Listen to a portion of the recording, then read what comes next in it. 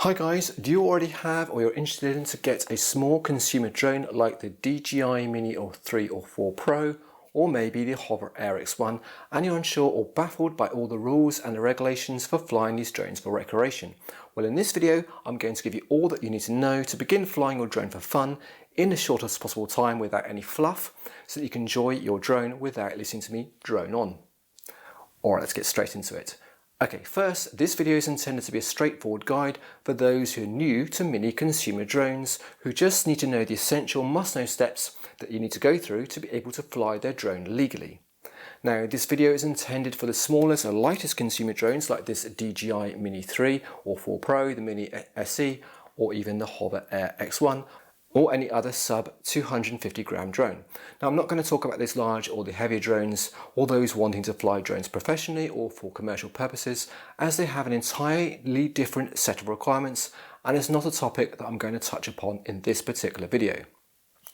Also, this video is from the UK and the European standpoint, so if you're from the US, then the rules are likely similar but not completely identical. Now, first of all, you need to identify the particular class of your drone.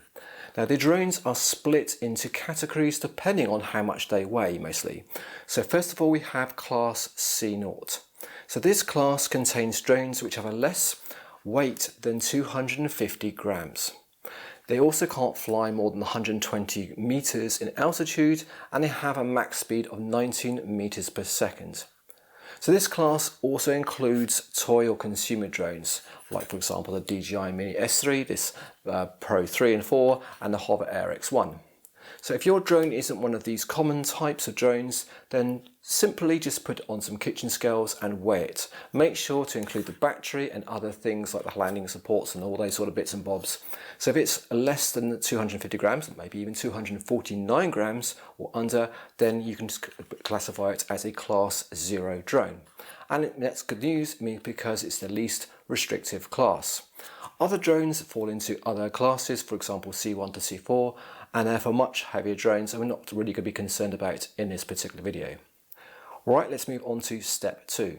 Now step 2. So you need to have a operator ID which can be obtained from the CAA or EASA respectively. Now the operator ID is effectively a form of license to be able to fly your drone.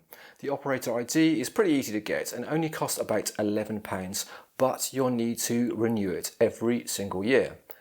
But guys, it's pretty cheap and easy to get just by filling a simple form online. Now don't be tempted to not get one as it's against the law and there could be quite severe penalties if you're caught flying without one. Also really there's no really excuse because it's less than £1 a month to legally fly the drone and doesn't seem like an unreasonable amount of cash. Alright, let's talk about step 3. You then need to display the operator ID on all the drones that you wish to fly. For example, I've got them just here. Now I suggest printing it out on a piece of paper in just a simple font, maybe Arial or something like that. Make sure they're at least 3 millimeters in height and then stick them on a piece of paper onto the side or the top or underneath the drone just so long as they're visible using some sticky tape. Now you also need to make sure you have an operator ID if you're flying it in Europe also. Now I've got a GBR one because I fly it in the UK and that's of course after Brexit now no longer in European. Boo. But because I also want to fly it in Europe, I have also got an operator ID underneath here registered in Poland so that I can use it in the whole of EU. So make sure of course that you display both of them on your drones. Now you've also heard that the person flying the drone should have a flyer ID, which is basically a competency test. Now this is not needed for any drone that is actually under 250 grams, which is pretty much what most people have who's watching this video. And that's it. That's all the requirements you need to be able to fly your sub 250 gram drone legally. However, before you rush out and think you can fly anywhere you like, think again, because unfortunately there are some strict rules and regulations that control where you can actually fly your drone. So I suggest that you watch this video next to find all about it. Okay, let's have a quick summary of all the steps you need to go through to be able to legally fly your sub 250 gram drone. First of all, you need to of course make sure you actually have a sub 250 grams drone, which is a case of just chuck it on weighing scales and making sure it's less than that. Secondly, you need to make sure you have an operator ID, which you need to renew every year.